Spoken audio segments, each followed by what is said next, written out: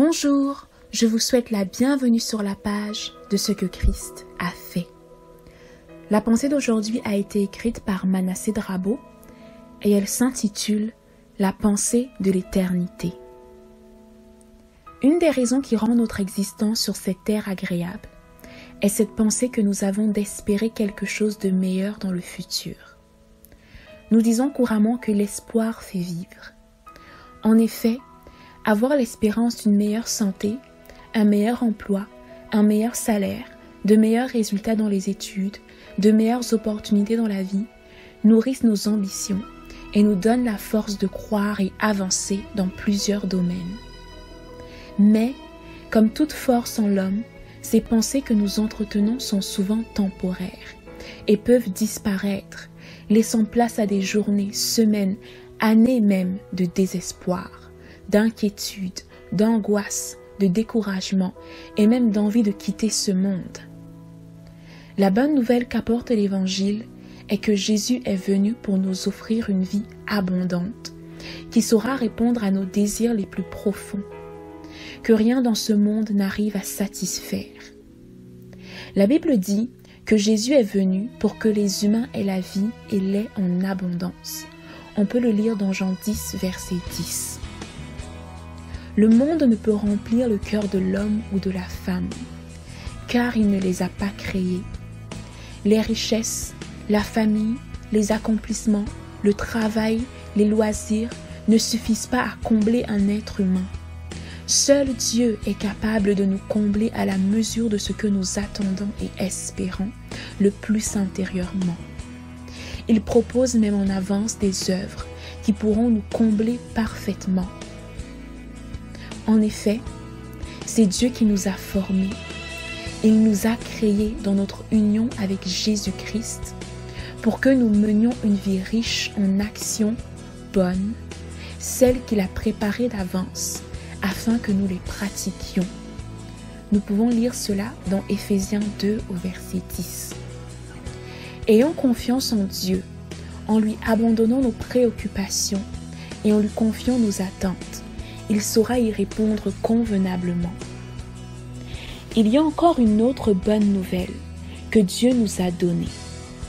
Il nous a promis que son Fils Jésus, qui nous permet d'être réconciliés à lui et de bénéficier de ses bénédictions sur la terre, reviendra nous chercher pour que nous vivions pour l'éternité avec Dieu. Lorsque nous donnons notre vie à Dieu et décidons de faire de lui à chaque jour le centre de nos vies, nous bénéficions d'une relation privilégiée avec lui. Notre être intérieur est guéri, nourri et comblé. Cependant, nous continuerons de vivre dans ce monde avec des épreuves, des difficultés financières, des licenciements, des déceptions, des trahisons, des maladies, des deuils, des conflits, du manque de ressources, etc. Lorsque nous traversons ces difficultés, nous devons avoir l'esprit, la pensée de bientôt vivre le reste de notre éternité avec Dieu, loin de tous ces soucis.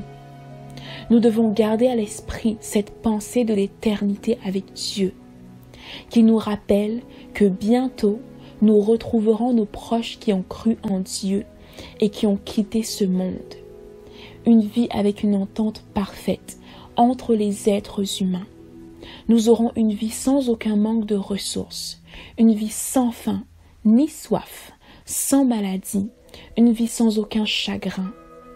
Cela nous permet de réaliser que les douleurs et les épreuves que nous endurons actuellement ne sont que quelques dizaines d'années sur cette terre, alors que nous aurons une éternité avec Dieu sans aucune forme de difficulté.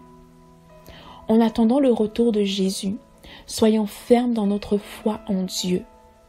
Partageons notre foi avec le maximum. Influençons avec amour les situations que nous pouvons changer et supportons avec patience celles que nous ne pouvons changer.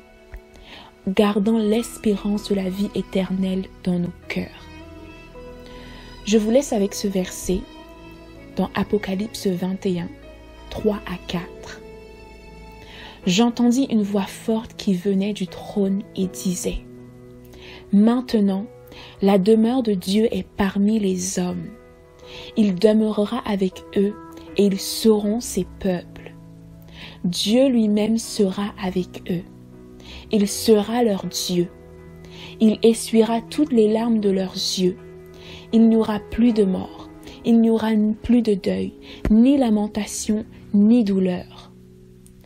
En effet, les choses anciennes auront disparu. Soyez bénis. Si vous venez sur notre chaîne pour la première fois, je vous invite à vous abonner pour recevoir chaque semaine des messages inspirants qui viendront vous accompagner dans votre marche chrétienne. N'hésitez pas également à partager cette vidéo et allez nous visiter au www.cequechristafait.com. Pour toutes vos interrogations concernant la foi, pour vos témoignages sur ce que Jésus a fait dans vos vies, et enfin pour vos besoins de prière, nous vous donnons rendez-vous sur notre site web, dans l'onglet témoignages pour les témoignages, et dans l'onglet tour de prière pour vos sujets de prière et vos questions. Aussi, n'hésitez pas à aimer notre page Facebook Ce que Christ a fait pour moi, et à la partager avec vos amis et votre famille. Merci et à la semaine prochaine pour une nouvelle vidéo.